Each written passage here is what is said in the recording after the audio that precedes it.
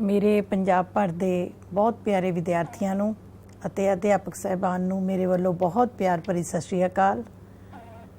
ਬੱਚੇ, ਜਿਸ ਟੌਪਿਕ ਤੇ ਅਸੀਂ ਅੱਜ ਗੱਲ ਕਰਨ ਜਾ ਰਹੇ ਹਾਂ, ਇਹ ਟੌਪਿਕ ਤੁਹਾਡੇ ਸਿਲੇਬਸ ਦਾ ਕਾਫੀ ਸਾਲ ਪਹਿਲਾਂ ਹਿੱਸਾ ਹੋਇਆ ਕਰਦਾ ਸੀ। ਫਿਰ ਕਾਫੀ ਕਾਰਨਾਂ ਕਰਕੇ ਇਹ ਲੈਸਨ ਸਿਲੇਬਸ ਚੋਂ ਕੱਟ ਦਿੱਤਾ ਗਿਆ ਤੇ ਹੁਣ ਫਿਰ ਤੋਂ ਇਹ ਪੰਜਾਬ ਸਕੂਲ ਸਿੱਖਿਆ ਬੋਰਡ ਵੱਲੋਂ ਸ਼ਾਮਲ ਕਰ ਲਿਆ ਗਿਆ ਹੈ। ਸੋ ਕਾਫੀ ਤੁਹਾਡੀਆਂ ਬੁੱਕਸ ਵੀ ਇਸ ਤਰ੍ਹਾਂ ਦੀਆਂ ਹਨ ਜਿਨ੍ਹਾਂ ਵਿੱਚ ਕਿ ਇਹ ਚੈਪਟਰ ਸ਼ਾਇਦ ਤੁਹਾਨੂੰ ਪ੍ਰਾਪਤ ਨਹੀਂ ਹੋਏਗਾ। ਸੋ ਇਸ ਚੈਪਟਰ ਦੇ ਲਈ ਲੈਕਚਰ ਤਿਆਰ ਕੀਤਾ ਹੈ ਤੁਹਾਡੇ ਲਈ। ਉਮੀਦ ਕਰਦੀ ਹਾਂ ਤੁਹਾਨੂੰ ਸਮਝਾਉਣ ਵਿੱਚ ਕਾਫੀ ਹੱਦ ਤੱਕ ਸਫਲ ਵੀ ਹੋਵਾਂਗੀ। ਤੁਸੀਂ ਇਸ ਲੈਸਨ ਦੀਆਂ ਸਲਾਈਡਾਂ ਨੂੰ ਸਲੋ ਕਰਕੇ ਪੌਜ਼ ਦੇ ਕੇ ਤੁਸੀਂ ਆਪਣੇ ਨੋਟਸ ਵੀ ਪ੍ਰਿਪੇਅਰ ਕਰ ਸਕਦੇ ਹੋ। ਸੋ ਅਸੀਂ ਜ਼ਿਆਦਾ ਸਮਾਂ ਨਾ ਲੈਂਦੇ ਹੋਏ ਇਹ ਲੈਕਚਰ ਸ਼ੁਰੂ ਕਰ ਰਹੇ ਹਾਂ। ਅੱਜ ਦਾ ਸਾਡਾ ਟੌਪਿਕ ਹੈ ਬੱਚੇ ਰਾਜਨੀਤਿਕ ਸੱਭਿਆਚਾਰ, ਜਿਸ ਨੂੰ ਅਸੀਂ ਕਹਿੰਦੇ ਹਾਂ ਪੋਲੀਟੀਕਲ ਕਲਚਰ। ਬਿਲਕੁਲ ਇੱਕ ਅਜਿਹੀ ਧਾਰਨਾ ਹੈ ਜਿਹੜੀ ਕਿ ਸਿਰਫ ਜਿਸ ਨੂੰ ਮਹਿਸੂਸ ਕੀਤਾ ਜਾ ਸਕਦਾ ਹੈ। ਨਾ ਤਾਂ ਸੱਭਿਆਚਾਰ ਨੂੰ ਦੇਖਿਆ ਜਾ ਸਕਦਾ ਹੈ, ਨਾ ਫੜਿਆ ਜਾ ਸਕਦਾ ਹੈ, ਕੇਵਲ ਮਹਿਸੂਸ ਕੀਤਾ ਜਾ ਸਕਦਾ ਹੈ। ਕੇਵਲ ਇਹਦੀਆਂ ਨਿਸ਼ਾਨੀਆਂ ਨੂੰ ਦੇਖ ਕੇ ਅਸੀਂ ਕਿਸੇ ਸੱਭਿਆਚਾਰ ਦੀ ਗੱਲ ਕਰ ਸਕਦੇ ਹਾਂ। ਮੇਰੇ ਕਹਿਣ ਤੋਂ ਭਾਵ ਕਿ ਸੱਭਿਆਚਾਰ, ਰਾਜਨੀਤਿਕ ਸੱਭਿਆਚਾਰ ਸਮਝਣ ਤੋਂ ਪਹਿਲਾਂ ਸੱਭਿਆਚਾਰ ਕਿਸ ਨੂੰ ਕਿਹਾ ਜਾਂਦਾ ਹੈ, ਅਸੀਂ ਇਹ ਸਮਝਣਾ ਜ਼ਰੂਰੀ ਹੈ। ਸੋ ਭੂਮਿਕਾ ਦੇ ਤੌਰ ਦੇ ਉੱਤੇ ਮੈਂ ਤੁਹਾਨੂੰ ਦੱਸ ਰਹੀ ਹਾਂ ਕਿ ਸੱਭਿਆਚਾਰ, ਜਿਹਨੂੰ ਆਪਾਂ ਕਲਚਰ ਦਾ ਨਾਮ ਦਿੰਦੇ ਹਾਂ, ਇਹ ਦੋ ਸ਼ਬਦਾਂ ਤੋਂ ਮਿਲ ਕੇ ਬਣਿਆ ਹੈ ਬੱਚੇ। ਇੱਕ ਸ਼ਬਦ ਹੈ ਸੱਭਿਆ, ਦੂਸਰਾ ਹੈ ਆਚਾਰ। ਸੱਭਿਆ ਦਾ ਮਤਲਬ ਹੁੰਦਾ, ਅਸੀਂ ਕਹਿੰਦੇ ਫਲਾਣਾ ਮਨੁੱਖ ਬਹੁਤ ਸੱਭਿਆ ਹੈ। ਸੱਭਿਆ ਹੈ ਇੰਗਲਿਸ਼ 'ਚ ਆਪਾਂ ਕਹਿੰਦੇ ਬੜਾ ਕਲਚਰਡ ਪਰਸਨ ਹੈ। ਕਲਚਰਡ ਜਾਂ ਸੱਭਿਆ ਦਾ ਮਤਲਬ ਹੁੰਦਾ ਹੈ ਉਹ ਵਿਅਕਤੀ, ਉਹ ਸੰਸਥਾ, ਉਹ ਪਰਿਸਥਿਤੀਆਂ ਜੋ ਸੱਭਿਅਤ ਭਾਵ ਯੋਗ ਹੋਣ, ਅਕਲਮੰਦ ਹੋਣ, ਚੰਗੀਆਂ ਹੋਣ, ਗੁਣਾਂ ਤੋਂ ਭਰਪੂਰ ਹੋਣ, ਵਿਵੇਕਸ਼ੀਲ ਮੈਨੇ ਸੋਚਣ ਸਮਝਣ ਵਾਲਾ, ਬੁੱਧੀਮਾਨ ਹੋਵੇ। ਤਰਕਪੂਰਨ ਦਾ ਮਤਲਬ ਹੈਗਾ ਜਿਹੜਾ ਸਹੀ ਅਤੇ ਗਲਤ ਵਿੱਚ ਫਰਕ ਮਹਿਸੂਸ ਕਰ ਸਕੇ। ਸੋ ਅਜਿਹਾ ਮਨੁੱਖ ਜਿਹੜਾ ਕਿ ਚੰਗਾ ਹੈ, ਯੋਗ ਹੈ, ਪੜ੍ਹਿਆ ਲਿਖਿਆ ਹੈ, ਸਮਝਦਾਰ ਹੈ, ਵਿਵੇਕਸ਼ੀਲ ਹੈ, ਚੰਗੇ ਮਾੜੇ ਦਾ ਉਸਨੂੰ ਅੰਤਰ ਹੈ, ਉਸਨੂੰ ਅਸੀਂ ਕੀ ਕਹਿੰਦੇ ਹਾਂ, ਮਨੁੱਖ ਬੜਾ ਸੱਭਿਅਤ ਹੈ, ਬੜਾ ਕਲਚਰਡ ਹੈ। ਸੋ ਸੱਭਿਅਤ ਵਰਡ ਇੱਥੋਂ ਆਇਆ ਹੈ। ਦੂਸਰਾ ਵਰਡ ਹੈਗਾ ਆਚਾਰ। ਆਚਾਰ ਦਾ ਮਤਲਬ ਹੁੰਦਾ ਹੈ ਸਾਡੇ ਰਹਿਣ ਸਹਿਣ ਦਾ ਤਰੀਕਾ, ਸਾਡੇ ਸੋਚਣ ਦਾ ਤਰੀਕਾ, ਸਾਡੇ ਕੰਮ ਕਰਨ ਦਾ ਤਰੀਕਾ, ਸਾਡਾ ਵਤੀਰਾ, ਸਾਡਾ ਵਿਹਾਰ, ਸਾਡੇ ਅੰਦਰ ਦੇ ਗੁਣ, ਕਿਵੇਂ ਅਸੀਂ ਕਿਸੇ ਦੇ ਨਾਲ ਵਿਹਾਰ ਕਰਦੇ ਹਾਂ, ਕਿਵੇਂ ਅਸੀਂ ਕਿਸੇ ਦੇ ਨਾਲ ਜੁੜੇ ਹੋਏ ਹਾਂ, ਸਾਡੇ ਬੋਲਣ ਦਾ ਤਰੀਕਾ ਕੀ ਹੈ, ਸਾਡੇ ਕੰਮ ਕਰਨ ਦਾ ਤਰੀਕਾ ਕੀ ਹੈ, ਸਾਡਾ ਰਹਿਣ ਸਹਿਣ ਕਿਵੇਂ ਦਾ ਹੈ। ਇਹ ਸਾਰੀਆਂ ਨੂੰ ਮਿਲ ਕੇ ਆਪਾਂ ਨਾਮ ਦੇ ਦਿੰਦੇ ਹਾਂ ਆਚਾਰ। ਤੇ ਜਦੋਂ ਇਹਨਾਂ ਆਪਾਂ ਦੋ ਸ਼ਬਦਾਂ ਨੂੰ ਇਕੱਠੇ ਕਰਦੇ ਹਾਂ ਤਾਂ ਬੱਚੇ ਬਣ ਗਿਆ ਸੱਭਿਆਚਾਰ। ਮੈਂ ਰਾਜਨੀਤਿਕ ਸੱਭਿਆਚਾਰ ਦੀ ਹਲੇ ਗੱਲ ਨਹੀਂ ਕਰ ਰਹੀ, ਮੈਂ ਗੱਲ ਕਰ ਰਹੀ ਹਾਂ ਸੱਭਿਆਚਾਰ ਦੀ, ਆਮ ਸੱਭਿਆਚਾਰ ਦੀ। ਸੋ ਇੱਕ ਸੱਭਿਅਤ ਮਨੁੱਖ ਦੇ ਆਚਾਰ ਵਿਹਾਰ ਨੂੰ, ਇੱਕ ਸੱਭਿਅਤ ਮਨੁੱਖ ਦੇ, ਇੱਕ ਵਧੀਆ ਮਨੁੱਖ ਦੇ, ਜਦੋਂ ਇੱਕ ਵਧੀਆ ਮਨੁੱਖ ਆਪਣੀਆਂ ਰਹਿਣ ਸਹਿਣ, ਆਪਣੇ ਕੰਮਾਂ, ਆਪਣੇ ਆਚਾਰ ਵਿਹਾਰ, ਆਪਣੇ ਤਰੀਕੇ ਦੇ ਰਾਹੀਂ ਆਪਣੇ ਆਪ ਨੂੰ ਸ਼ੋਅ ਕਰਦਾ ਹੈ, ਆਪਣਾ ਆਚਾਰ ਵਿਹਾਰ ਸ਼ੋਅ ਕਰਦਾ ਹੈ, ਤਾਂ ਉਸ ਨੂੰ ਅਸੀਂ ਸੱਭਿਆਚਾਰ ਕਹਿ ਸਕਦੇ ਹਾਂ। ਸੋ ਜਦੋਂ ਅਸੀਂ ਸੱਭਿਆਚਾਰ ਸ਼ਬਦ ਕਹਿ ਰਹੇ ਹਾਂ ਤਾਂ ਬੱਚੇ ਇਹ ਪੰਜਾਬੀ ਸੱਭਿਆਚਾਰ ਵੀ ਹੋ ਸਕਦਾ ਹੈ, ਇਹ ਭਾਰਤ ਦਾ ਸੱਭਿਆਚਾਰ ਹੋ ਸਕਦਾ ਹੈ, ਇੰਗਲੈਂਡ ਦਾ ਆਪਣਾ ਸੱਭਿਆਚਾਰ ਹੈ, ਅਮਰੀਕਾ ਦਾ ਆਪਣਾ ਹੈ, ਚੀਨੀ ਦੇਸ਼ਾਂ ਦਾ ਆਪਣਾ ਹੈ, ਸਾਮਵਾਦੀ ਦੇਸ਼ਾਂ ਦਾ ਆਪਣਾ ਹੈ, ਪਿੰਡਾਂ ਦਾ ਆਪਣਾ ਸੱਭਿਆਚਾਰ ਹੈ, ਸ਼ਹਿਰਾਂ ਦਾ ਆਪਣਾ ਸੱਭਿਆਚਾਰ ਹੈ। ਹਰੇਕ ਦਾ ਸੱਭਿਆਚਾਰ ਅਲੱਗ-ਅਲੱਗ ਹੁੰਦਾ ਹੈ। ਹੁਣ ਅਸੀਂ ਗੱਲ ਕਰਾਂਗੇ ਸੱਭਿਆਚਾਰ ਦੀ ਹੀ, ਪਰ ਮੈਂ ਇਹਨੂੰ ਜੋੜਾਂਗੀ ਰਾਜਨੀਤਿਕ ਸੱਭਿਆਚਾਰ ਨਾਲ। ਪਹਿਲੀ ਗੱਲ ਕਿ ਸੱਭਿਆਚਾਰ ਇੱਕ ਅਦ੍ਰਿਸ਼ ਧਾਰਨਾ ਹੈ। ਮੈਂ ਤੁਹਾਨੂੰ ਲੈਸਨ ਦੇ ਸ਼ੁਰੂ 'ਚ ਹੀ ਦੱਸਤਾ ਬੱਚੇ ਕਿ ਸੱਭਿਆਚਾਰ ਇੱਕ ਐਸੀ ਧਾਰਨਾ ਹੈ, ਕਲਚਰ ਇੱਕ ਐਸੀ ਧਾਰਨਾ ਹੈ ਜਿਸ ਨੂੰ ਦੇਖਿਆ ਨਹੀਂ ਜਾ ਸਕਦਾ, ਇਸ ਨੂੰ ਕੇਵਲ ਮਹਿਸੂਸ ਕੀਤਾ ਜਾ ਸਕਦਾ ਹੈ। ਜਿਵੇਂ ਮਾਂ ਦਾ ਪਿਆਰ, ਦਇਆ, ਹਮਦਰਦੀ, ਇਹ ਸਭ ਅਦ੍ਰਿਸ਼ ਧਾਰਨਾ ਨੇ, ਭਾਵਵਾਚਕ ਨਾਂਵ ਨੇ। ਉਸੇ ਤਰੀਕੇ ਦੇ ਨਾਲ ਸੱਭਿਆਚਾਰ ਵੀ ਕੀ ਹੈ ਬੇਟੇ, ਇਹ ਇੱਕ ਅਦ੍ਰਿਸ਼ ਧਾਰਨਾ ਹੈ ਜਿਸ ਨੂੰ ਦੇਖਿਆ ਨਹੀਂ ਜਾ ਸਕਦਾ, ਕੇਵਲ ਮਹਿਸੂਸ ਕੀਤਾ ਜਾ ਸਕਦਾ ਹੈ। ਇਸ ਵਿੱਚ ਕਦਰਾਂ ਕੀਮਤਾਂ, ਭਾਵਨਾਵਾਂ, ਮਨੋਦਿਸ਼ਾਵਾਂ, ਸਾਡਾ ਰਹਿਣ ਸਹਿਣ, ਸਾਡੇ ਰੀਤੀ ਰਿਵਾਜ, ਸਾਡੀਆਂ ਪਰੰਪਰਾਵਾਂ, ਸਾਰਾ ਕੁਝ ਸ਼ਾਮਲ ਹੈ। ਇਹ ਸਾਰੀਆਂ ਚੀਜ਼ਾਂ ਇਕੱਠੀਆਂ ਹੋ ਕੇ ਕਾਹਦਾ ਨਾਮ ਲੈ ਲੈਂਦੀਆਂ ਨੇ, ਸੱਭਿਆਚਾਰ ਦਾ ਨਾਮ ਲੈ ਲੈਂਦੀਆਂ ਹਨ। ਅਗਲੀ ਗੱਲ, ਹਰੇਕ ਸਮਾਜ ਦਾ ਇੱਕ ਸੱਭਿਆਚਾਰ ਹੋਣਾ ਜ਼ਰੂਰੀ ਹੈ। ਯਾਦ ਰੱਖਿਓ, ਹਰੇਕ ਸਮਾਜ ਦਾ, ਚਾਹੇ ਉਹ ਸਿੱਖ ਕੌਮ ਹੈ, ਚਾਹੇ ਹਿੰਦੂ ਕੌਮ ਹੈ, ਚਾਹੇ ਚੀਨੀਆਂ ਦੀ ਹੈ, ਚਾਹੇ ਕਬੀਲੇ ਦਾ ਰਾਜ ਹੈ, ਚਾਹੇ ਸਾਮਵਾਦੀ ਦੇਸ਼ ਨੇ, ਹਰੇਕ ਕੌਮ ਦਾ, ਹਰੇਕ ਸਮਾਜ ਦਾ ਇੱਕ ਸੱਭਿਆਚਾਰ ਹੁੰਦਾ ਹੈ। ਅਤੇ ਇਹ ਸੱਭਿਆਚਾਰ ਪੀੜ੍ਹੀ ਦਰ ਪੀੜ੍ਹੀ ਚੱਲਦਾ ਹੈ। ਪੀੜ੍ਹੀ ਦਰ ਪੀੜ੍ਹੀ ਮੈਨੇ ਇੱਕ ਪੀੜ੍ਹੀ ਤੋਂ ਇਹ ਅੱਗੇ ਵੀ ਚੱਲਦਾ ਹੈ, ਅੱਗੇ ਤੋਂ ਅੱਗੇ ਚੱਲਦਾ ਹੈ। ਸਾਨੂੰ ਨਜ਼ਰ ਨਹੀਂ ਆਉਂਦਾ पर चलता है। मैं हुणे एग्जाम्पल देवांगी, तुहानूं बड़ा वधिया भी लगेगा, तुहानूं समझ भी आएगा। हुण देखो मैं तुहानूं एग्जाम्पल दे रही हाँ, तुहाडे सामने मैं स्लाइड्स भी पाईयां ने। मैं अपनी क्लास विच भी ये एग्जाम्पल दित्ती है, पहलां भी यही एग्जाम्पल दित्ती सी कि पुराने समय दे विच जदों लाड़ा ਜਿਹੜਾ ਸੀਗਾ ਉਹ ਕੁੜੀ ਨੂੰ ਵਿਆਹਣ ਜਾਂਦਾ ਸੀ ਤਾਂ ਲਾੜੇ ਦੇ ਹੱਥ ਦੇ ਵਿੱਚ ਕਿਰਪਾਨ ਫੜੀ ਹੁੰਦੀ ਸੀ। ਉਹਦਾ ਕਾਰਨ ਕੀ ਸੀ ਕਿ ਉਸ ਸਮੇਂ ਤੇ ਮੁਗਲ ਡੋਲੀਆਂ ਲੁੱਟ ਲੈਂਦੇ ਸੀਗੇ, ਰਾਹ ਵਿੱਚ ਬਰਾਤ ਦੀਆਂ ਕਈ ਵਾਰੀ ਉਹ ਨਵੀਂ ਵਹੁਟੀ ਨੂੰ ਕੱਢ ਕੇ ਲੈ ਜਾਂਦੇ ਸੀ, ਤਾਂ ਲਾੜਾ ਆਪਣੀ ਵਹੁਟੀ ਦੀ ਸੁਰੱਖਿਅਤਾ ਦੇ ਲਈ ਜੋ ਬਰਾਤ ਵਿੱਚ ਲਾੜਾ ਹੁੰਦਾ ਸੀ ਉਹਦੇ ਹੱਥ ਵਿੱਚ ਕਿਰਪਾਨ ਹੁੰਦੀ ਸੀ। ठीक है, हुण अज दे टाइम च तुसीं देखो, अज ना तो वो डोलियां ने, ना कोई लुटदा है, कारां दे विच डोलियां आंदियां ने, इहो जी कोई गल नहीं है। पर फिर अज भी साडे विआहां दे विच सिख धर्म दे विच गुरुद्वारियां च तुसीं देखोगे कि लाड़े दे हत्थ विच अज भी की फड़ी हुई है, किरपान फड़ी हुई है। ठीक इसे तरीके दे नाल एक होर इंटरस्टिंग एग्जाम्पल मैं तुहानूं दे रही हाँ कि पुराने समय विच असीं वटना लगाउंदे सी, क्योंकि कुड़ियां मुंडे विआह तो पहलां रुले हुंदे सी, ना बेचारे नहाउंदे सी, काम 'च लगे रहिंदे सी, कोई उन्हां नूं अपनी सुंदरता दा नहीं सी पता। सो कई वारी जदों विआह हुंदा सी तां की कीता जांदा सी, उन्हां दे वटना मल्लिया जांदा सी ते उन्हां दी शरीर दे शुद्धि कीती जांदी सी। सारी मैल वो बेसन ते आपां कह सकदे हां तेल वगैरह दे नाल अज भी आपां वटना लाउने आ तां वो सारी मैल जिहड़ी है उतर जांदी है। हुण तुसीं देखो उस टाइम दे उत्ते वटने दी लोड़ सी, अजकल कुड़ियां ने फेशियल कराया हुंदा है, वो तां वटना लाउण भी नहीं दिंदियां, वो तो जे कोई लाउण लगे तां भी कह दिंदियां ने कि देखी मेरा फेशियल ना खराब हो जाए। पर अज भी विआह दे शगनां दे विच वटना लगदा है, चाहे एक आपां बिंदी लाइए, चाहे आपां गल दे उत्ते माड़ी जी निशानी लाइए। की मतलब कि जो चीज़ां साडे सभ्याचार विच पुराने समय विच सी अज भी चल रहीआं हन। मैं कल्ले पंजाबी सभ्याचार की गल नहीं कर रही, मैं तुहाडे नाल सभ्याचार की गल कर रही हाँ कि जो कुछ साडे पीढ़ी दर पीढ़ी चल रहा, साडे वड्डे वडेरे भी करदे सी, साडीआं मावां भी करदियां सी, साडीआं दादियां करदियां सी, उन्हां तो सीख के साडीआं मावां करन लगियां, मावां तो सीख के अगे असीं करन लग गए।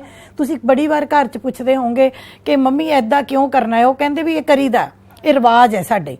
की मतलब सभ्याचार कुछ एक निशानियां हुंदियां हन बेटे, जिन्हां नाल जिहड़ियां असीं देख नहीं सकते पर उन्हां नाल आपां जुड़े हुन्ने आ। मैं एग्जाम्पल देनी हुन्नी आ कि मान लो किसी जगह के उत्ते फंक्शन चल रहा होवे, भारत के सारे 28 राज्यों तो सारियां दे गिद्धे भंगड़े अपने कल्चरल प्रोग्राम हो रहा होवे, तुसी सारियां नूं इंजॉय करोगे, पर जदों तुहाडा गिद्धा भंगड़ा आएगा तुसी उहनूं बहुत इंजॉय करोगे। क्यों? क्योंकि किते ना किते तुसी उस चीज़ दे नाल जुड़े हुए हन। सो याद रखना है सभ्याचार दे विच साडा खाण पीण भी आउंदा है, साडे कपड़े भी आउंदे हैं, साडा रहन सहन भी आउंदा, साडी परौणाचारी भी आउंदी, साडे सोचण दा तरीका भी आउंदा, साडे रीति रिवाज भी आउंदे। ये सारियां चीज़ां जदों इकट्ठियां मिल जांदियां तां की बन जांदियां ने, सभ्याचार बन जांदियां ने। हरेक कौम का, चीनिया का अपना सभ्याचार है, जापानिया का अपना है, इंग्लैंड वालियां का अपना है, भारत का अपना है। कई बार तो आप गल करते हैं भी भाई फॉरन कंट्री दे विच जो लेडीज़ ने वो इदां दे कपड़े पा लैंदियां, फिर की हो गया, असीं कहने भी वो पा लैंदियां होणगियां पर साडे नहीं, असीं भारत विच साडे सभ्याचार च नहीं है भी असीं, साडे रिवाज नहीं, असीं नहीं पा सकते। ठीक है, की मतलब हरेक कौम का, हरेक देश का अपना एक सभ्याचार हुंदा है। अगली गल आपां गल कर रहे हैं राजनीतिक सभ्याचार की। तो जदों किसी देश का, किसी कौम का सभ्याचार राजनीति तो प्रभावित हुंदा है, राजनीति दे नाल जुड़िया हुंदा है, देश दे नाल जुड़िया हुंदा है, देश भगती नाल जुड़िया हुंदा है, तां ओह की बन जांदा है, उस देश का राजनीतिक सभ्याचार कहाउंदा है। अगे अगे जिमें जिमें आपां लैसन करांगे तुहानूं ये गल समझ होर ज़्यादा आएगी। देखो जी, जदों मनुख दे नोट्स बेटे तुसीं इत्थों ही नोट्स लिख सकते हो कि जदों मनुखां दे समूहां दे विहार दे तरीके, प्यार, देश प्रति नफरत, देश प्रति देश भगती, करतव्य पालन, विश्वास, भावनावां साडे राजनीतिक विहार नूं प्रभावित करदियां हन, तां इह राजनीतिक सभ्याचार बन जांदा है। ठीक है जी, अगली गल राजनीतिक सभ्याचार का सफ़र बेटे ये तुहाडे 1 नंबर के क्वेश्चन विच है, इहदे विच कोई समझण वाली गल नहीं है। तुसीं याद करना है कि राजनीतिक सभ्याचार पुरानी धारणा है कि नवीं, ये नवीं धारणा है, ये किहड़ी सदी की धारणा है, ये 20वीं सदी की धारणा है। 1 नंबर का क्वेश्चन, राजनीतिक सभ्याचार का जो सेरा है, सेरा मैंने जिस विद्वान ने राजनीतिक सभ्याचार शुरू किया सी वो अमरीकी विद्वान, ज़्यादातर अमरीकी विद्वान सी जिन्हां ने राजनीतिक सभ्याचार शब्द नूं शुरू किया। इन्हां विच गैब्रियल आलमंड, उलम बियर, लूसियन पाई, सिडनी वर्वा, ये सारे जो विद्वान सन, राजनीतिक सभ्याचार का जो सेरा है इन्हां दे सिर जांदा है। अगला गल ਗੈਬਰੀਅਲ ਆਲਮੰਡ ਜੀ ਨੇ 1956 ਦੇ ਵਿੱਚ ਇੱਕ ਕਿਤਾਬ ਲਿਖੀ ਸੀ ਕੰਪੈरेटिव ਪੋਲੀਟੀਕਲ ਸਿਸਟਮ, ਜਿਹੜਾ ਲੈਸਨ ਤੁਸੀਂ ਕਰ ਬੈਠੇ ਹੋ ਉਸ ਤੇ ਕਿਤਾਬ ਲਿਖੀ ਸੀ ਕੰਪੈरेटिव ਮੈਨੇ ਇੱਕ ਦੂਜੇ ਦੇਸ਼ਾਂ ਦੇ ਨਾਲ ਕੰਪੇਅਰ ਕਰਕੇ ਪੋਲੀਟੀਕਲ ਸਿਸਟਮਸ ਨੂੰ ਪੜ੍ਹਨਾ। ਸੋ ਉੱਥੇ ਵੀ ਕਿਤੇ ਨਾ ਕਿਤੇ ਰਾਜਨੀਤਿਕ ਸੱਭਿਆਚਾਰ ਦੀ ਗੱਲ ਕੀਤੀ ਗਈ ਸੀ। ਤੇ ਜਦੋਂ ਆਪਾਂ ਰਾਜਨੀਤਿਕ ਸੱਭਿਆਚਾਰ ਦੀ ਗੱਲ ਕਰਦੇ ਹਾਂ ਤਾਂ 1959 ਦੇ ਵਿੱਚ ਪੋਲੀਟੀਕਲ ਕਲਚਰ ਸ਼ਬਦ ਦੀ ਪਹਿਲੀ ਵਾਰ ਟੋਟਲੀ ਆਪਣੇ ਅੱਖਰ ਦੇ ਤੌਰ ਦੇ ਉੱਤੇ ਵਰਤੋਂ ਕੀਤੀ ਗਈ ਹੈ। ਸੋ ਇਹ ਜਿਹੜੀਆਂ 3-4 ਗੱਲਾਂ ਨੇ ਇਹ ਸਿਰਫ ਤੁਹਾਡੇ ਯਾਦ ਕਰਨ ਵਾਲੀਆਂ ਹੈ। ਇਹਨਾਂ ਵਿੱਚੋਂ ਤੁਹਾਨੂੰ 1 ਨੰਬਰ ਦਾ ਕੁਐਸਚਨ ਆ ਸਕਦਾ ਹੈ। ਅਗਲੀ ਗੱਲ, ਹੁਣ ਰਾਜਨੀਤਿਕ ਸੱਭਿਆਚਾਰ ਕਹਿੰਦੇ ਕਿਹਨੂੰ ਹੈ? ਵਾਟ ਆਰ ਦਾ ਕਰੈਕਟਰਿਸਟਿਕਸ? ਰਾਜਨੀਤਿਕ ਸੱਭਿਆਚਾਰ ਦੀਆਂ ਵਿਸ਼ੇਸ਼ਤਾਵਾਂ ਕੀ ਹੈ? ਪਹਿਲੀ ਗੱਲ, ਰਾਜਨੀਤਿਕ ਸੱਭਿਆਚਾਰ ਸਰਵ ਵਿਆਪਕ ਧਾਰਨਾ ਹੈ। ਸਰਵ ਵਿਆਪਕ ਦਾ ਮਤਲਬ ਹੁੰਦਾ ਹੈ ਜਿਹੜਾ ਹਰ ਜਗ੍ਹਾ ਮੌਜੂਦ ਹੋਵੇ। ਜਿਵੇਂ ਆਪਾਂ ਕਹਿੰਦੇ ਹਾਂ ਪਰਮਾਤਮਾ ਸਰਵ ਵਿਆਪਕ ਹੈ, ਠੀਕ ਇਸੇ ਤਰੀਕੇ ਦੇ ਨਾਲ ਰਾਜਨੀਤਿਕ ਸੱਭਿਆਚਾਰ ਇੱਕ ਸਰਵ ਵਿਆਪਕ ਧਾਰਨਾ ਹੈ। ਚਾਹੇ ਦੇਸ਼ ਛੋਟਾ ਹੈ, ਚਾਹੇ ਵੱਡਾ, ਚਾਹੇ ਗੁਲਾਮ ਹੈ, ਚਾਹੇ ਆਜ਼ਾਦ, ਚਾਹੇ ਅਮੀਰ ਹੈ, ਚਾਹੇ ਗਰੀਬ, ਚਾਹੇ ਕੌਮ ਛੋਟੀ ਹੈ, ਚਾਹੇ ਵੱਡੀ, ਚਾਹੇ ਕਮਜ਼ੋਰ ਹੈ, ਚਾਹੇ ਤਾਕਤਵਰ, ਹਰੇਕ ਦੇਸ਼ ਦਾ, ਹਰੇਕ ਕੌਮ ਦਾ, ਹਰੇਕ ਦਾ ਇੱਕ ਨਾ ਇੱਕ ਸੱਭਿਆਚਾਰ ਜ਼ਰੂਰ ਹੁੰਦਾ ਹੈ। ਇਸ ਕਰਕੇ ਕਿਹਾ ਜਾਂਦਾ ਹੈ ਕਿ ਰਾਜਨੀਤਿਕ ਸੱਭਿਆਚਾਰ ਸਰਵ ਵਿਆਪਕ ਹੈ, ਇਕੱਲੇ ਭਾਰਤ ਦਾ ਨਹੀਂ, ਹਰ ਇੱਕ ਦਾ। ਦੂਜੀ ਗੱਲ, ਰਾਜਨੀਤਿਕ ਸੱਭਿਆਚਾਰ ਰਾਜਨੀਤਿਕ ਪ੍ਰਣਾਲੀ ਨੂੰ ਪ੍ਰਭਾਵਿਤ ਕਰਦਾ ਹੈ। ਬਿਲਕੁਲ ਸਹੀ। ਕਿਸੇ ਦੇਸ਼ ਦਾ ਸੱਭਿਆਚਾਰ ਕਿੱਦਾਂ ਦਾ ਹੈ, ਲੋਕ ਕੀ ਸੋਚਦੇ ਨੇ ਆਪਣੇ ਦੇਸ਼ ਪ੍ਰਤੀ, ਲੋਕਾਂ ਦੀਆਂ ਕੀ ਭਾਵਨਾਵਾਂ ਨੇ, ਲੋਕ ਆਪਣੇ ਕਿੰਨੀ ਕੁ ਦੇਸ਼ ਭਗਤੀ ਹੈ, ਕਿੰਨੇ ਕੁ ਕਰਤੱਵ ਪਾਲਣ ਨੂੰ ਮੰਨਦੇ ਹਨ, ਸਰਕਾਰ ਦੇ ਕੀਤੇ ਕੰਮਾਂ ਦਾ ਕਿੰਨਾ ਮੁਲਾਂਕਣ ਕਰਦੇ ਹਨ, ਕੀ ਸਰਕਾਰ ਦੇ ਨਾਲ ਜੁੜੇ ਹੋਏ ਹਨ, ਕੀ ਦੇਸ਼ ਨਾਲ ਜੁੜੇ ਹੋਏ ਹਨ ਕਿ ਨਹੀਂ ਹਨ। ਇਹ ਸਾਰੀਆਂ ਚੀਜ਼ਾਂ ਰਾਜਨੀਤਿਕ ਸੱਭਿਆਚਾਰ ਚਾਹੁੰਦੀਆਂ। ਤੇ ਜੇ ਵਧੀਆ ਸਭ ਕੁਝ ਹੈ ਤਾਂ ਪ੍ਰਣਾਲੀ ਨੂੰ ਵਧੀਆ ਸੇਧ ਮਿਲੇਗੀ, ਤੇ ਜੇ ਰਾਜਨੀਤਿਕ ਸੱਭਿਆਚਾਰ ਘਟੀਆ ਕਿਸਮ ਦਾ ਹੈ ਤਾਂ ਉਹ ਵੀ ਰਾਜਨੀਤਿਕ ਪ੍ਰਣਾਲੀ ਨੂੰ ਪ੍ਰਭਾਵਿਤ ਕਰੇਗਾ। ਅਗਲੀ ਗੱਲ, ਰਾਜਨੀਤਿਕ ਸੱਭਿਆਚਾਰ ਸਧਾਰਨ ਸੱਭਿਆਚਾਰ ਦਾ ਹੀ ਇੱਕ ਭਾਗ ਹੈ। ਜਿਵੇਂ ਮੈਂ ਤੁਹਾਨੂੰ ਪਹਿਲਾਂ ਦੱਸਿਆ ਕਿ ਪਹਿਲਾਂ ਅਸੀਂ ਆਮ ਸੱਭਿਆਚਾਰ ਦੀ ਗੱਲ ਕਰਾਂਗੇ, ਜਿਵੇਂ ਅਸੀਂ ਭਾਰਤ ਦੇ ਸੱਭਿਆਚਾਰ ਦੀ ਗੱਲ ਕਰ ਰਹੇ ਹਾਂ, ਯੂਪੀ ਦੇ ਸੱਭਿਆਚਾਰ ਦੀ ਗੱਲ ਕਰੀਏ, ਪੰਜਾਬ ਦੇ ਸੱਭਿਆਚਾਰ ਦੀ ਗੱਲ ਕਰੀਏ, ਤਾਂ ਜਿਹੜਾ ਰਾਜਨੀਤਿਕ ਸੱਭਿਆਚਾਰ ਹੈ ਉਹ ਆਮ ਸੱਭਿਆਚਾਰ ਦਾ ਹੀ ਇੱਕ ਹਿੱਸਾ ਹੈ। ਉਸ ਤੋਂ ਇਲਾਵਾ ਰਾਜਨੀਤਿਕ ਸੱਭਿਆਚਾਰ ਰਸਮੀ ਢਾਂਚਿਆਂ ਤੋਂ ਵੱਧ ਪ੍ਰਭਾਵਿਤ ਹੁੰਦਾ ਹੈ। ਪਹਿਲੇ ਲੈਸਨ ਦੇ ਵਿੱਚ ਤੁਹਾਨੂੰ 2 ਚੀਜ਼ਾਂ ਕਰਾਈਆਂ ਗਈਆਂ ਸੀ ਰਾਜਨੀਤਿਕ ਪ੍ਰਣਾਲੀ 'ਚ, ਰਸਮੀ ਢਾਂਚੇ, ਗੈਰ ਰਸਮੀ ਢਾਂਚੇ। ਰਸਮੀ ਢਾਂਚੇ ਜੋ ਸਿੱਧੇ ਤੌਰ ਤੇ ਪ੍ਰਣਾਲੀ ਨੂੰ ਪ੍ਰਭਾਵਿਤ ਕਰਦੇ ਹਨ, ਪ੍ਰਣਾਲੀ ਦਾ ਕੰਮ ਕਰਦੇ ਹਨ। ਵਿਧਾਨ ਪਾਲਿਕਾ, ਕਾਰਜਪਾਲਿਕਾ, ਨਿਆਂਪਾਲਿਕਾ, ਸਾਡੀਆਂ ਅਦਾਲਤਾਂ, ਸਾਡੇ ਕੰਮ ਕਰਨ ਦੇ ਤਰੀਕੇ। ਇਹ ਜਿਹੜਾ ਰਾਜਨੀਤਿਕ ਸੱਭਿਆਚਾਰ ਹੈ ਬੇਟੇ, ਇਹ ਗੈਰ ਰਸਮੀ ਢਾਂਚਿਆਂ ਨੂੰ ਵੀ ਪ੍ਰਭਾਵਿਤ ਕਰਦਾ ਹੈ, ਪਰ ਜ਼ਿਆਦਾ ਰਸਮੀ ਢਾਂਚਿਆਂ ਨੂੰ ਇਹ ਪ੍ਰਭਾਵਿਤ ਕਰਦਾ ਹੈ। ਇਸ ਤੋਂ ਇਲਾਵਾ ਇੱਕ ਦੇਸ਼ ਦੇ ਰਾਜਨੀਤਿਕ ਸੱਭਿਆਚਾਰ ਦੇ ਅੱਗੇ ਕਈ ਉਪ ਸੱਭਿਆਚਾਰ, ਇੱਕ ਦੇਸ਼ ਦੇ ਸੱਭਿਆਚਾਰ ਦੇ ਅੱਗੇ ਕਈ ਭਾਗ ਹੋ ਸਕਦੇ ਹਨ। ਦੇਖੋ ਮੈਂ ਐਗਜ਼ਾਮਪਲ ਦਿੰਨੀ ਆ ਕਿ ਮੰਨ ਲਓ ਇੱਕ ਕਲਾਸ ਦੇ ਵਿੱਚ ਤੁਸੀਂ 100 ਬੱਚਾ ਬੈਠਾ ਹੈ, ਤੁਹਾਨੂੰ ਤੁਹਾਡੇ ਅਧਿਆਪਕ ਨੇ ਸਵਾਲ ਪੁੱਛਿਆ ਕਿ ਬੇਟੇ ਤੁਸੀਂ ਭਾਰਤ ਦੀ ਰਾਜਨੀਤੀ ਬਾਰੇ ਤੁਹਾਡਾ ਕੀ ਵਿਚਾਰ ਹੈ। ਕੁਝ ਬੱਚੇ ਹੋਣਗੇ ਉਹ ਕਹਿਣਗੇ ਜੀ ਸਾਨੂੰ ਤਾਂ ਭਾਰਤ ਦੀ ਰਾਜਨੀਤੀ ਬਹੁਤ ਗੰਦੀ ਹੈ ਮੈਡਮ, ਭਾਰਤ ਦੀ ਰਾਜਨੀਤੀ ਦਾ ਤਾਂ ਕੋਈ ਹਿਸਾਬ ਹੀ ਨਹੀਂ ਹੈ। ਕੁਝ ਬੱਚੇ ਹੋਣਗੇ ਉਹ ਕਹਿਣਗੇ ਨਹੀਂ ਨਹੀਂ ਪਹਿਲਾਂ ਜ਼ਿਆਦਾ ਕੰਮ ਖਰਾਬ ਸੀ, ਹੁਣੇ ਅੱਗੇ ਨਾਲੋਂ ਠੀਕ ਹੋ ਗਈ ਹੈ। ਕੁਝ ਬੱਚੇ ਹੋਣਗੇ ਕਿ ਉਹ ਕਹਿਣਗੇ ਨਹੀਂ ਭਾਰਤ ਦੀ ਰਾਜਨੀਤੀ 'ਚ ਤਾਂ ਹੁਣ ਬਹੁਤ ਵਧੀਆ ਚੀਜ਼ਾਂ ਆ ਚੁੱਕੀਆਂ ਨੇ, ਲੋਕਤੰਤਰ ਹੈ, ਸਾਨੂੰ ਵੋਟ ਦਾ ਅਧਿਕਾਰ ਹੈ, ਸਾਰਾ ਕੁਝ ਹੈ। ਮਤਲਬ ਅਸੀਂ ਜਦੋਂ ਇੱਕ ਜਗ੍ਹਾ ਤੇ ਵੀ ਬੈਠੇ ਹੋਏ ਇੱਕ ਤਰ੍ਹਾਂ ਦੇ ਬੰਦਿਆਂ ਦਾ ਵੀ ਰਾਜਨੀਤਿਕ ਸੱਭਿਆਚਾਰ ਅੱਡ-ਅੱਡ ਹੋ ਸਕਦਾ ਹੈ, ਇੱਕ ਦੇਸ਼ ਵਿੱਚ ਅੱਡ-ਅੱਡ ਹੋ ਸਕਦਾ ਹੈ, ਇੱਕ ਪਿੰਡ ਵਿੱਚ ਅੱਡ-ਅੱਡ ਹੋ ਸਕਦਾ ਹੈ, ਇੱਕ ਸਮਾਜ ਵਿੱਚ ਅੱਡ-ਅੱਡ ਹੋ ਸਕਦਾ ਹੈ। ਉਸ ਤੋਂ ਇਲਾਵਾ ਰਾਜਨੀਤਿਕ ਸੱਭਿਆਚਾਰ ਇੱਕ ਪਰਿਵਰਤਨਸ਼ੀਲ ਧਾਰਨਾ ਹੈ, ਭਾਵ ਸੱਭਿਆਚਾਰ ਹਮੇਸ਼ਾ ਇੱਕੋ ਜਿਹਾ ਨਹੀਂ ਰਹਿੰਦਾ। ਹੁਣ ਜੇ ਮੈਂ ਆਮ ਸੱਭਿਆਚਾਰ ਦੀ ਗੱਲ ਕਰਾਂ, ਤੁਸੀਂ ਦੇਖੋ ਜੋ ਤੁਹਾਡੇ ਰਿਵਾਜ ਤੁਹਾਡੇ ਦਾਦੇ ਪੜਦਾਦਿਆਂ ਦੇ ਟਾਈਮ ਤੇ ਸੀ ਉਹ ਅੱਜ ਨਹੀਂ ਹੈਗੇ, ਜੋ ਅੱਜ ਹੈਗੇ ਨੇ ਉਹ ਕੱਲ ਨੂੰ ਨਹੀਂ ਹੋਣਗੇ, ਜੋ ਖਾਣ ਪੀਣ ਪਹਿਲਾਂ ਸੀ ਉਹ ਅੱਜ ਨਹੀਂ ਹੈਗਾ, ਜੋ ਅੱਜ ਹੈਗਾ ਉਹ ਕੱਲ ਨੂੰ ਨਹੀਂ ਹੋਏਗਾ। ਕੀ ਮਤਲਬ? ਇਹ ਸੱਭਿਆਚਾਰ ਸਮੇਂ ਦੇ ਨਾਲ ਨਾਲ ਬਦਲਦਾ ਵੀ ਰਹਿੰਦਾ ਹੈ। ਉਸ ਤੋਂ ਅਗਲੀ ਗੱਲ ਕਿ ਰਾਜਨੀਤਿਕ ਸੱਭਿਆਚਾਰ ਬਾਹਰੀ ਨਹੀਂ ਸਗੋਂ ਅੰਦਰੂਨੀ ਭਾਵਨਾਵਾਂ ਨਾਲ ਸੰਬੰਧਿਤ ਹੈ। ਮੈਂ ਪਹਿਲਾਂ ਹੀ ਦੱਸ ਚੁੱਕੀ ਹਾਂ ਕਿ ਸੱਭਿਆਚਾਰ ਇੱਕ ਐਸੀ ਧਾਰਨਾ ਹੈ ਜਿਹੜੀ ਕਿ ਅੰਦਰੂਨੀ ਨਹੀਂ, ਇਹ ਮਨੁੱਖ ਦੇ ਬਾਹਰੀ ਰੂਪ ਨਾਲ ਸੰਬੰਧਿਤ ਹੈ।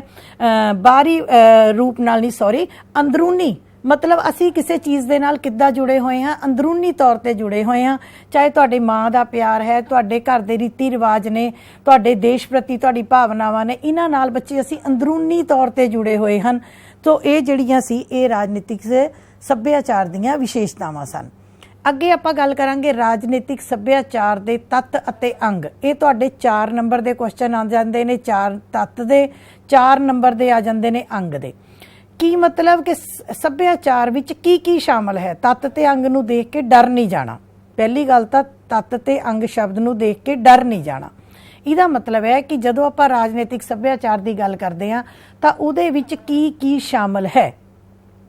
ਪਹਿਲੀ ਚੀਜ਼, ਰਾਜਨੀਤਿਕ ਸੱਭਿਆਚਾਰ ਦਾ ਭਾਵ ਲੋਕਾਂ ਦੇ ਰਾਜਨੀਤੀ ਪ੍ਰਤੀ ਜੋ ਵਿਸ਼ਵਾਸ ਹਨ, ਲੋਕਾਂ ਦੀਆਂ ਰਾਜਨੀਤੀ ਪ੍ਰਤੀ ਜੋ ਭਾਵਨਾਵਾਂ ਹਨ, ਕਦਰਾਂ ਕੀਮਤਾਂ ਹਨ, ਦ੍ਰਿਸ਼ਟੀਕੋਣ ਹੈ, ਇਹ ਸਾਰੇ ਨੂੰ ਆਪਾਂ ਕਹਿੰਦੇ ਆ ਰਾਜਨੀਤਿਕ ਸੱਭਿਆਚਾਰ। ਜਦ ਤੁਹਾਨੂੰ ਰਾਜਨੀਤਿਕ ਸੱਭਿਆਚਾਰ ਤੇ ਕੋਈ ਵੀ ਕੁਐਸਚਨ ਆ ਜਾਏ, ਤੁਸੀਂ ਇਹ ਆਪਣੇ ਕੋਲੋਂ ਬਣਾ ਕੇ ਲਿਖਣਾ ਹੈ ਕਿ ਲੋਕ ਆਪਣੀ ਰਾਜਨੀਤੀ ਪ੍ਰਤੀ ਜੋ ਵਿਸ਼ਵਾਸ ਰੱਖਦੇ ਹਨ, ਲੋਕਾਂ ਦੀਆਂ ਜੋ ਭਾਵਨਾਵਾਂ ਹਨ, ਜੋ ਸਾਡੀ ਕਦਰਾਂ ਕੀਮਤਾਂ ਨੇ, ਜੋ ਸਾਡੀਆਂ ਪਰੰਪਰਾਵਾਂ, ਰੀਤੀ ਰਿਵਾਜ, ਨਿਯਮ ਹਨ, ਅਸੀਂ ਆਪਣੀ ਪ੍ਰਣਾਲੀ ਪ੍ਰਤੀ ਕੀ ਦ੍ਰਿਸ਼ਟੀਕੋਣ ਰੱਖਦੇ ਹਾਂ, ਕੀ ਸੋਚਦੇ ਹਾਂ, ਇਹ ਸਾਰਾ ਕੁਝ ਕਿਹਦਾ ਭਾਗ ਹੈ? ਰਾਜਨੀਤਿਕ ਸੱਭਿਆਚਾਰ ਦਾ ਭਾਗ ਹੈ। ਹੁਣ ਅਗਲੀ ਗੱਲ ਬੇਟੇ, ਜੇ ਤੁਹਾਨੂੰ ਕੋਈ ਕਹੇ ਕਿ ਤੁਸੀਂ ਚੀਨੀਆਂ ਦੇ ਸੱਭਿਆਚਾਰ ਬਾਰੇ ਦੱਸੋ, ਜਾਪਾਨ ਦੇ ਸੱਭਿਆਚਾਰ ਬਾਰੇ ਦੱਸੋ, ਤੁਹਾਨੂੰ ਕੋਈ ਕਹੇ ਕਿ ਤੁਸੀਂ ਜੀ ਸਾਊਥ ਇੰਡੀਆ ਦੇ ਸੱਭਿਆਚਾਰ ਦੇ ਬਾਰੇ ਦੱਸੋ, ਆਪਾਂ ਕਦੋਂ ਤੱਕ ਨਹੀਂ ਦੱਸ ਸਕਦੇ? ਜਦੋਂ ਤੱਕ ਸਾਨੂੰ ਕੁਛ ਇੱਕ ਗੱਲਾਂ ਦਾ ਪਤਾ ਨਹੀਂ ਹੋਏਗਾ। ਹਾਂ, ਜੇ ਸਾਨੂੰ, ਅਸੀਂ ਪੰਜਾਬੀ ਹੈ, ਸਾਨੂੰ ਕੋਈ ਕਹੇ ਪੰਜਾਬੀ ਸੱਭਿਆਚਾਰ ਬਾਰੇ ਦੱਸੋ, ਅਸੀਂ ਕਿੰਨਾ ਹੀ ਕੁਝ ਦੱਸ ਸਕਦੇ ਹਾਂ। ਇਹ ਸਾਡਾ ਖਾਣਾ ਹੈ, ਸਾਡੀ ਮੱਕੀ ਦੀ ਰੋਟੀ ਹੈ, ਸਾਡਾ ਗਿੱਧਾ ਹੈ, ਸਾਡਾ ਭੰਗੜਾ ਹੈ, ਸਾਡੀ ਬੋਲੀਆਂ ਹੈ, ਸਾਡੇ ਵੈਣ ਹੈ, ਸਾਡਾ ਇੱਦਾਂ ਹੈ, ਸਾਡੀ ਪ੍ਰਾਹੁਣਾਚਾਰੀ ਹੈ। ਪਰ ਜਿਸ ਚੀਜ਼ ਦੇ ਨਾਲ ਅਸੀਂ ਜੁੜੇ ਹੀ ਨਹੀਂ ਹੋਏ ਉਹਦੇ ਬਾਰੇ ਅਸੀਂ ਨਹੀਂ ਦੱਸ ਸਕਦੇ। ਸੋ ਜਦੋਂ ਆਪਾਂ ਰਾਜਨੀਤਿਕ ਸੱਭਿਆਚਾਰ ਦੀ ਗੱਲ ਕਰਦੇ ਹਾਂ ਤਾਂ ਉਹਦੇ ਵਿੱਚ 3 ਗੱਲਾਂ ਦਾ ਹੋਣਾ ਜ਼ਰੂਰੀ ਹੈ। ਨੰਬਰ 1 ਗਿਆਨਾਤਮਕ ਦਿਸ਼ਾਮਾਨ, ਨੰਬਰ 2 ਪ੍ਰਭਾਵਾਤਮਕ ਦਿਸ਼ਾਮਾਨ, ਨੰਬਰ 3 ਮੁਲਾਂਕਣ ਦਿਸ਼ਾਮਾਨ। ਹੁਣ ਇਹਨੂੰ ਦੇਖ ਕੇ ਡਰਿਓ ਨਾ ਪਲੀਜ਼। ਗਿਆਨਾਤਮਕ ਦਿਸ਼ਾਮਾਨ ਦਾ ਮਤਲਬ ਹੈ ਭਾਵ ਲੋਕਾਂ ਨੂੰ ਰਾਜਨੀਤਿਕ ਪ੍ਰਣਾਲੀ ਪ੍ਰਤੀ, ਆਪਣੇ ਦੇਸ਼ ਪ੍ਰਤੀ ਕਿੰਨਾ ਕੁ ਗਿਆਨ ਹੈ, ਲੋਕਾਂ ਨੂੰ ਕਿੰਨਾ ਕੁ ਪਤਾ। ਮੰਨ ਲਓ ਜੇ ਲੋਕਾਂ ਨੂੰ ਪੁੱਛੇ ਵੀ ਭਾਰਤ ਵਿੱਚ ਭਾਈ ਲੋਕਤੰਤਰ ਹੈ ਕਿ ਤਾਨਾਸ਼ਾਹੀ, ਕੋਈ ਕਹੇ ਮੈਨੂੰ ਤਾਂ ਪਤਾ ਹੀ ਨਹੀਂ ਵੀ ਲੋਕਤੰਤਰ ਹੈ ਕਿ ਤਾਨਾਸ਼ਾਹੀ। ਜੇ ਕਿਸੇ ਨੂੰ ਪੁੱਛੋ ਸਰਕਾਰ ਕੀ ਕਰ ਰਹੀ ਹੈ, ਅਗਲਾ ਕਹਿੰਦਾ ਸਾਨੂੰ ਤਾਂ ਪਤਾ ਹੀ ਨਹੀਂ ਵੀ ਸਰਕਾਰ ਕੀ ਕਰ ਰਹੀ ਹੈ, ਸਰਕਾਰ ਕੀ ਹੁੰਦੀ ਹੈ। ਜਦੋਂ ਤੱਕ ਅਸੀਂ ਕਿਸੇ ਚੀਜ਼ ਦੇ ਬਾਰੇ 'ਚ ਸਾਨੂੰ ਗਿਆਨ ਨਹੀਂ ਹੋਏਗਾ, ਉਹਦੇ ਬਾਰੇ 'ਚ ਅਸੀਂ ਆਪਣੇ ਵਿਚਾਰ ਪੇਸ਼ ਨਹੀਂ ਕਰ ਸਕਦੇ। ਸੋ ਰਾਜਨੀਤਿਕ ਸੱਭਿਆਚਾਰ ਲਈ ਪਹਿਲੀ ਚੀਜ਼ ਜ਼ਰੂਰੀ ਹੈ ਕਿ ਲੋਕਾਂ ਨੂੰ ਆਪਣੇ ਦੇਸ਼ ਪ੍ਰਤੀ, ਆਪਣੀ ਪ੍ਰਣਾਲੀ ਪ੍ਰਤੀ, ਆਪਣੀ ਸਰਕਾਰ ਪ੍ਰਤੀ, ਆਪਣੀ ਕੌਮ ਪ੍ਰਤੀ ਗਿਆਨ ਹੋਣਾ ਜ਼ਰੂਰੀ ਹੈ। ਡਰਨਾ ਨਹੀਂ ਹੈ ਬਸ। ਦੂਜੀ ਆ ਗਿਆ ਪ੍ਰਭਾਵਾਤਮਕ ਦ੍ਰਿਸ਼ਟੀਮਾਨ। ਪ੍ਰਭਾਵਾਤਮਕ ਮੈਨੇ ਲੋਕ ਆਪਣੀ ਪ੍ਰਣਾਲੀ ਪ੍ਰਤੀ, ਜਿੱਥੇ ਪ੍ਰਣਾਲੀ ਸ਼ਬਦ ਹੈ ਉਹਨੂੰ ਦੇਸ਼ ਵੀ ਲਿਖੋ, ਸਰਕਾਰ ਵੀ ਲਿਖ ਲਓ ਸੌਖਾ ਕਰਨ ਲਈ। ਲੋਕਾਂ ਨੂੰ ਆਪਣੀ ਪ੍ਰਣਾਲੀ ਪ੍ਰਤੀ, ਆਪਣੇ ਦੇਸ਼ ਪ੍ਰਤੀ, ਆਪਣੀ ਸਰਕਾਰ ਪ੍ਰਤੀ ਕਿੰਨੀ ਕੁ ਲਗਨ ਹੈ, ਲੋਕ ਕਿੰਨੇ ਕੁ ਜੁੜੇ ਹੋਏ ਹਨ, ਲੋਕ ਆਪਣੇ ਦੇਸ਼ ਪ੍ਰਤੀ, ਆਪਣੀ ਪ੍ਰਣਾਲੀ ਪ੍ਰਤੀ ਕਿੰਨੀ ਕੁ ਸ਼ਰਧਾ ਰੱਖਦੇ ਹਾਂ। ਜੇ ਅਸੀਂ ਜੁੜੇ ਹੀ ਨਹੀਂ ਹੋਏ ਕਿਸੇ ਦੇ ਨਾਲ ਤਾਂ ਅਸੀਂ ਆਪਣੇ ਕੀ ਵਿਚਾਰ ਪੇਸ਼ ਕਰਨੇ ਆ। ਸੋ ਜੇ ਆਪਾਂ ਸੱਭਿਆਚਾਰ ਦੀ ਗੱਲ ਕਰਦੇ ਹਾਂ ਤਾਂ ਉੱਥੋਂ ਦੇ ਲੋਕਾਂ ਨੂੰ, ਕਿਸੇ ਵੀ ਦੇਸ਼ ਦੇ ਲੋਕਾਂ ਨੂੰ ਆਪਣੇ ਸੱਭਿਆਚਾਰ, ਆਪਣੀ ਪ੍ਰਣਾਲੀ ਦੇ ਕੰਮਾਂ ਦਾ, ਪ੍ਰਣਾਲੀ ਦਾ ਗਿਆਨ ਹੋਣਾ ਜ਼ਰੂਰੀ ਹੈ। ਦੂਜੀ ਗੱਲ, ਲੋਕ ਆਪਣੀ ਪ੍ਰਣਾਲੀ ਨਾਲ, ਆਪਣੇ ਦੇਸ਼ ਨਾਲ, ਆਪਣੇ ਰਾਜ ਨਾਲ ਜੁੜੇ ਹੋਣੇ ਜ਼ਰੂਰੀ ਹਨ। ਤੀਸਰਾ ਆ ਗਿਆ ਮੁਲਾਂਕਿਕ ਦਿਸ਼ਾਮਾਨ। ਮੁਲਾਂਕਿਕ ਦਿਸ਼ਾਮਾਨ ਦਾ ਮਤਲਬ ਹੈ ਕਿ ਲੋਕ ਆਪਣੀ ਪ੍ਰਣਾਲੀ ਦੇ ਕੰਮਾਂ ਦਾ ਮੁਲਾਂਕਣ ਕਰਦੇ ਹਨ ਜਾਂ ਨਹੀਂ ਕਰਦੇ। ਮੁਲਾਂਕਣ ਕਰਨ ਦਾ ਮਤਲਬ ਹੈ ਸਹੀ ਨੂੰ ਸਹੀ ਕਹਿਣਾ, ਗਲਤ ਨੂੰ ਗਲਤ ਕਹਿਣਾ। ਜਦੋਂ ਸਰਕਾਰ, ਜਦੋਂ ਦੇਸ਼, ਜਦੋਂ ਪ੍ਰਣਾਲੀ ਕੋਈ ਕੰਮ ਕਰਦੀ ਹੈ ਤਾਂ ਕੀ ਲੋਕ ਉਹਦੇ ਬਾਰੇ ਸੋਚਦੇ ਹਨ, ਕੀ ਉਹਦੇ ਬਾਰੇ ਆਪਣੇ ਵਿਚਾਰ ਪ੍ਰਗਟਾਉਂਦੇ ਹਨ ਕਿ ਨਹੀਂ ਪ੍ਰਗਟਾਉਂਦੇ। ਮੈਂ ਇੱਕ ਐਗਜ਼ਾਮਪਲ ਦੇਣੀ ਹੁੰਦੀ ਹਾਂ।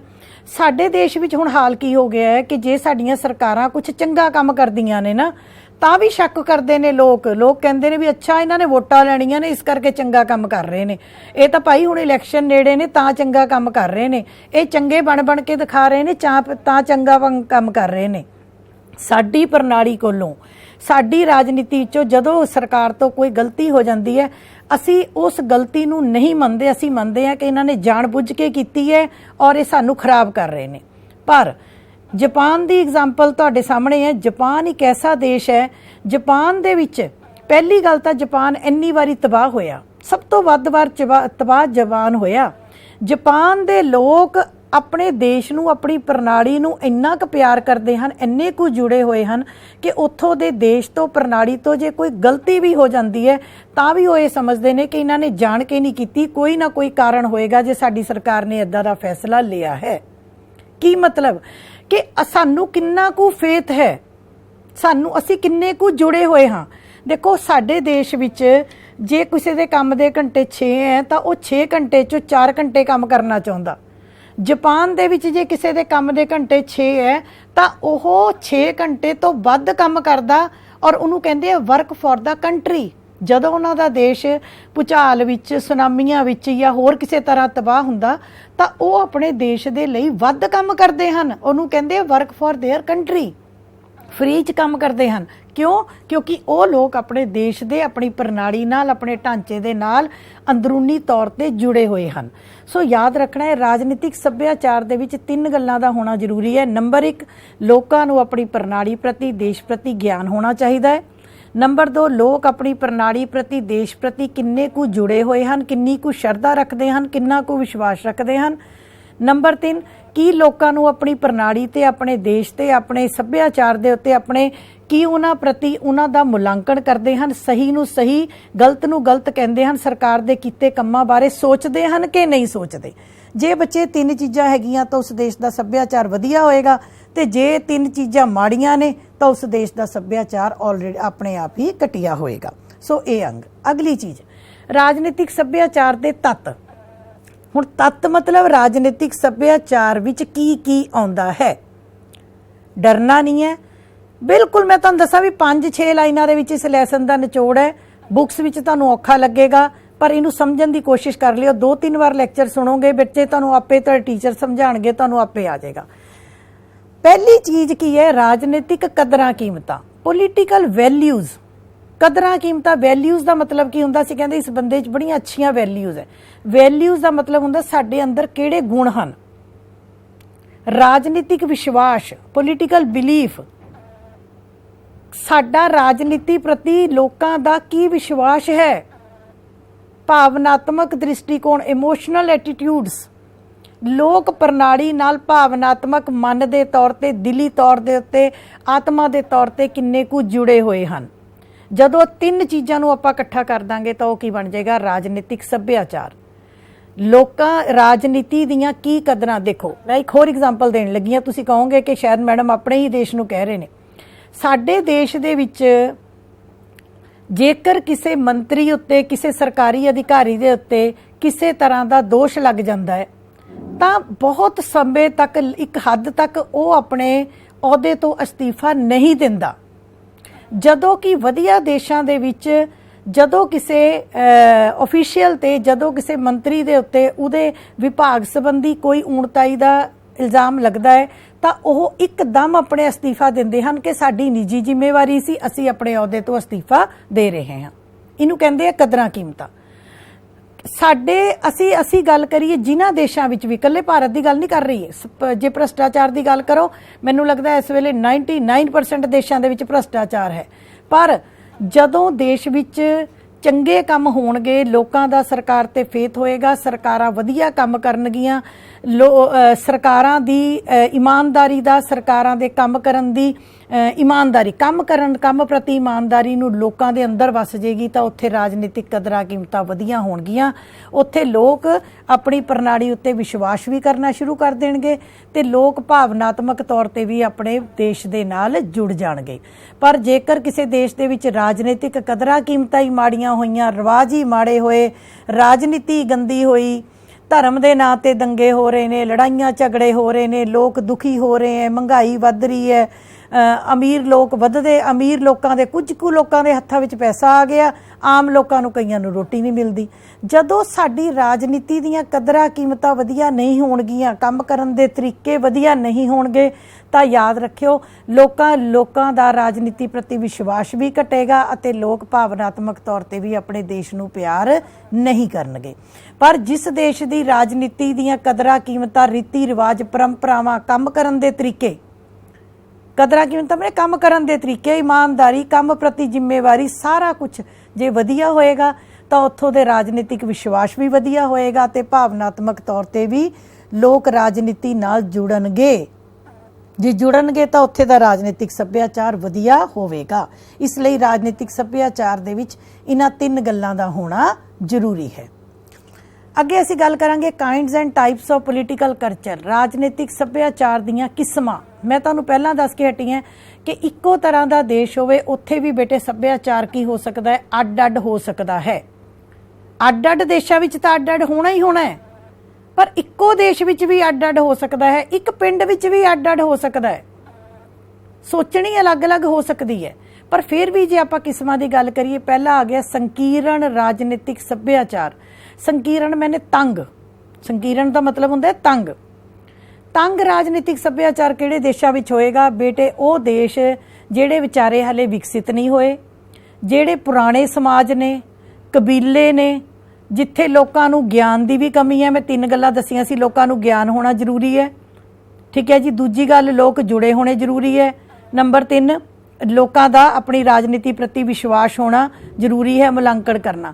ਪਰ ਜਿਹੜੇ ਸਮਾਜ ਹਲੇ ਵਿਕਸਿਤ ਹੀ ਨਹੀਂ ਹੋਏ, ਗਰੀਬ ਨੇ, ਅਵਿਕਸਿਤ ਦੇਸ਼ ਨੇ, ਕਬੀਲੇ ਨੇ, ਪਰੰਪਰਾਗਤ ਸਮਾਜ ਹੈ, ਉੱਥੇ ਲੋਕਾਂ ਨੂੰ ਨਾ ਤਾਂ ਰਾਜਨੀਤੀ ਪ੍ਰਤੀ ਗਿਆਨ ਹੈ, ਨਾ ਉਹ ਰਾਜਨੀਤੀ ਦੇ ਕੰਮਾਂ ਦਾ ਮੁਲਾਂਕਣ ਕਰਦੇ ਹਨ, ਨਾ ਉਹ ਐਜੂਕੇਟਿਡ ਹਨ, ਨਾ ਉਹਨਾਂ ਨੂੰ ਪਤਾ ਲੱਗਦਾ ਹੈ ਸਰਕਾਰ ਕੀ ਕਰ ਰਹੀ ਹੈ, ਨਾ ਉਹਨਾਂ ਦੇ ਹਾਲੇ ਕਈ ਜਗ੍ਹਾ ਤੇ ਸਰਕਾਰਾਂ ਵੀ ਨਹੀਂ ਬਣੀਆਂ ਹੋਈਆਂ, ਕਬੀਲਿਆਂ ਦੇ ਹੀ ਰਾਜ ਨੇ।